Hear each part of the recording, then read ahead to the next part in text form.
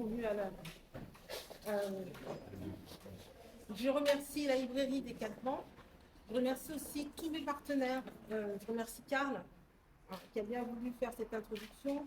Je remercie Franck également, qui me représente ici à Dakar et avec qui je travaille. Mes amis journalistes français qui sont venus, Benjamin Reverdy, qui travaille pour Amina Magazine notamment, et puis Bruno Panucci, Africa Press, voilà, et qui est président de l'UPS, de l'Union de la presse francophone, de la section française, et qui m'ont invité sur la carte. D'ailleurs, c'est pour ça que je suis venue un petit peu à la va-vite. Voilà, c'était pas prévu, mais je me suis dit, je ne peux pas venir sur Dakar et ne pas présenter ce livre qui a été bien vendu en France. Et c'est vrai qu'il y avait un appel des lecteurs au Sénégal, et tout le monde voulait ce livre. Et à chaque fois, on me disait, mais où est-ce que je peux trouver ce livre? Et je leur disais, bah, attendez un petit peu, je ne peux pas vous le vendre comme ça, sans faire une présentation publique. Donc là, c'était la bonne occasion. Hein, il y a eu le sommet du PF et c'est vrai que même si je suis restée que quelques heures sur Dakar, je ne pouvais pas venir et ne pas rencontrer certains membres de ma famille et notamment le public qui attendait ce livre avec impatience. Alors, l'histoire de ce livre est née il y a peut-être 25 ans. Aujourd'hui, j'ai mis du temps à pouvoir le rédiger. J'ai mis du temps à pouvoir le rédiger parce que je ne suis pas écrivaine de profession, je suis avocate et je n'ai pas l'habitude de me livrer. Moi, j'ai l'habitude d'aller livrer, de défendre mes clients et je n'ai pas l'habitude de me confier, de me confesser sur ma vie privée. Je suis très pudique et très réservée. Et c'est vrai que j'aime bien parler de ce que je fais pour les autres, mais quand il s'agit de moi, c'est plus difficile. Donc ça a été difficile, ça a été, je dirais pas une souffrance, hein, mais ça a été beaucoup de remise en cause, beaucoup de remise en question, parce que, et vous verrez au fil du livre, il y a une part de mysticisme, mais également une part d'histoire, une part de vécu aussi. Et il y a ce lien entre ce que j'ai pu vivre en France, ce que mes parents m'ont inculqué, ce que ma famille m'a inculqué, mais également cet appel. Et cet appel qui est né, donc je vous disais il y a 20 ans, où je faisais des rêves. Parce que moi je suis née en France, je suis de culture sénégalaise, et je connais la culture par rapport à ce que mes parents m'en ont inculqué. Et quand je faisais ces rêves, et ces rêves étaient presque prémonitoires parce que je me souviens, je traversais une forêt et je ne savais pas ce que ça signifiait. Et je vois une grande statue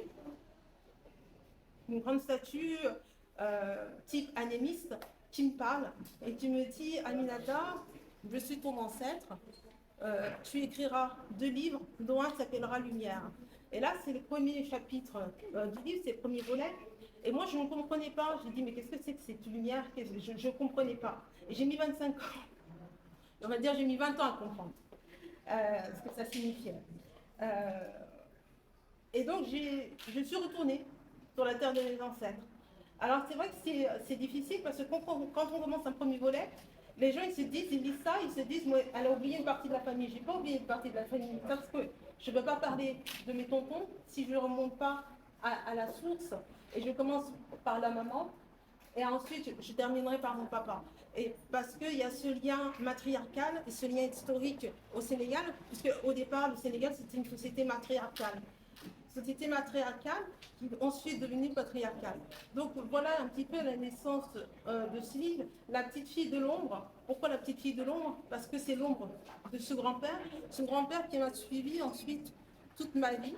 Et toutes les épreuves que j'ai pu avoir dans cette vie, je les raconte un petit peu, mais je raconte surtout ce retour aux sources. Je ne vais pas tout vous raconter, hein, mais à travers un taxi où je fais des flashbacks, des retours en arrière et où j'explique un petit peu cette histoire de ma famille, avec ma tante aussi, qui est là, hein, à un moment donné dans le chapitre, qui est chargée de me transmettre également ce côté matriarcal, parce qu'il y a des choses que les mamans ne peuvent pas faire, que c'est les tantes qui peuvent faire de manière plus facile, avec aussi mon oncle qui m'a beaucoup aidé, mon oncle Pastoré qui m'a beaucoup aidé pour ce livre et que je remercie. Et je remercie également cette famille. Alors ça, c'est le premier livre et c'est vrai qu'il y aura d'autres chapitres parce que finalement, j'ai trouvé que c'était très important, très intéressant. Et vous voyez, j'ai deux noms. J'ai Sonko c'est la Casamance, et j'ai Diop c'est Dakar. Et à travers ce nom Diop, j'ai raconté aussi une partie, alors je ne vais pas raconter toute l'histoire de Dakar, mais une partie de la ville de Dakar. Et je me suis rendu compte que les gens étaient méconnaissants aussi de l'histoire de la Casamance. Et j'ai envie de mettre en lumière, donc ce sera peut-être un autre volet, un deuxième ou troisième livre, qui s'intitulera certainement de l'ombre à la lumière, pour parler aussi de ce volet Casamance. Parce que quand je dis Sonko, les gens me disent ah vous êtes Jola. Non, alors que Sonko, c'est pas du tout Jola, c'est d'origine malinké, et ça remonte depuis Sundiata Keita, qui avait donné l'ordre à des coraux qui s'appelaient Sonko de venir étendre ce qu'on appelait avant l'Empire du Mali, euh, et étendre donc en passant par le Mali, la Guinée-Bissau et jusqu'en Gambie. Et je me suis rendu compte qu'il y a une grande part de mes connaissances, et même moi je ne connaissais pas, mais il y a une grande part de mes connaissances sur l'histoire du Sénégal. Et je trouve que c'est important que nous-mêmes nous connaissions notre histoire. Et si on arrive à connaître notre histoire et notamment cette histoire du Sénégal qui est riche, on pourrait être beaucoup plus fort. Aujourd'hui, on essaye de nous diviser. Et je trouve que le lien entre Sonko et Diop, ça fait une unité. Hein, on y parle de beaucoup de rébellion. Et j'ai compris en fait cette histoire. Ce n'est pas de la rébellion, c'est simplement une quête d'identité, alors qui est peut-être mal fondée, maladroite, etc. Mais aujourd'hui, si vous regardez dans le passé, vous verrez qu'à un moment donné, la Casamance, elle n'était pas française, elle était portugaise, et qu'elle n'a jamais été colonisée. Et ça, personne ne vous le dira. La Casamance n'a jamais été colonisée. Les Français ou les Portugais ont réussi simplement à mettre des comptoirs. Et donc, il y avait des zones franches.